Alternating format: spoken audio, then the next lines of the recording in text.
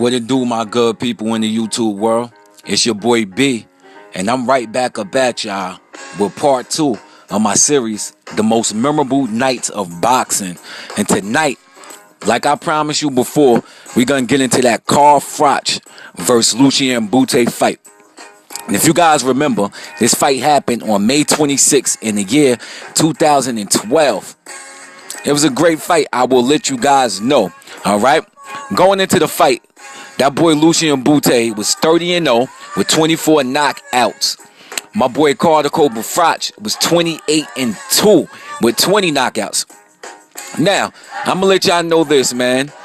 It was a fight that everybody was anticipating, or a lot of boxing fans were anticipating, because going into the fight, Lucien Bute was one of those guys. He was a southpaw. It looked like he had power. It looked like he had great combination punching. It looked like he had a whole country behind him, and everybody was behind this man. I remember coming on YouTube, looking at the Super 6 boxing matches, and Andre Ward was running away with it.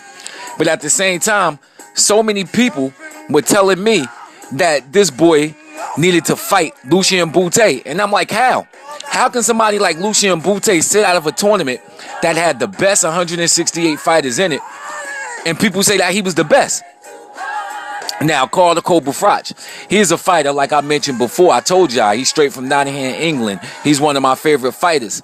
And I told y'all before that he's fought every single type of fighter in the ring. He's fought southpaws. He fought conventional fighters. He's fought people with power. He's fought pure boxers. He's fought brawlers. He fought every single style going into the fight. And it's funny because I was out this night. I had something to do. I forgot what it was. And I couldn't watch it live. So basically, I had to catch the replay the same night. And I'm going to let you know, man, I could not be more happy when I saw the outcome. All right? Whenever I can watch a fight live, I stay away from all the social media networks. I stay away from the internet. I stay away from everything because I need to see the fight like it just happened. You know, it's the same thing with the Marcos Maidana versus that boy out there from Cincinnati, Adrian Broner. I had to come in on that fight later, but I had recorded it on my DVR, and I came back and watched it from the tip top like it was brand new. And I wasn't listening to what anybody was saying on Facebook, YouTube, anything. So it was the same thing with this fight. And when I watched it, you know, the first round, I saw Lucien Bute get hit with a couple punches. And I didn't like the way he was reacting to those punches. And I'm like, oh, man, Froch has it. Froch has it. So going into the second round, I think he got caught with a very good punch, and he looked shaky, Lucien Bute. Then in the third, I mean, it looked like he was going down. It looked like he was a puppy just getting ate by a grown dog. You know what I mean? And Lucien Bute is not a bad fighter. He has good head movement. He throws good combination. He has fast hands. And I think that that's what they were banking on, his fast hands. Because outside of the ring, when you look at somebody like Carl Froch, he looks awkward. He seems like he is uncoordinated. And it doesn't look like he's hitting that hard. But what you have to realize is that every single person that he's hit has felt his punches. So, you know, you're getting in and thinking that you're just going to walk through them. You got to think twice, because there is a reason that when he hits people, they go down or they do funny dances, as he says.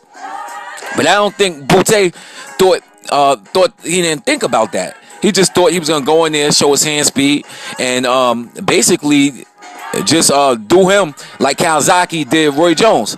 But it didn't happen like that. You know, he got in there and realized that Carl Froch was harder to hit than what it seemed like outside of the ring.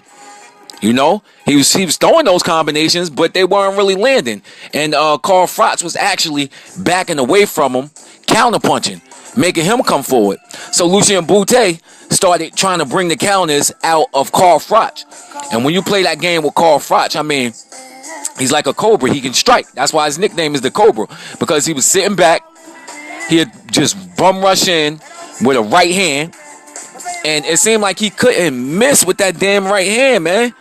It was crazy, yo. And Bute was trying his hardest to get away, but he just kept getting hit. And I think in the third round, he got caught and stumbled. Going into that fourth round, you know, in between the fourth round, he was out of it. He was out on his feet. His legs were going. He was laying on the ropes. He was getting hit with every single thing that Carl Froch was going. Going into the fifth, it was the same thing, man. And I believe he finished him in that fifth round. But it was a great fight. You know, it was a great fight, and it was definitely one of my most memorable nights of boxing. All right? The next one I'm going to do, I'm going to step out the box here, man, and I'm going to go back, and I'm going to talk about David Reed versus Tito Trinidad, another one of my favorite fights. So keep it in, tuned to your boy B Live over here at In the Loop Radio. Yeah.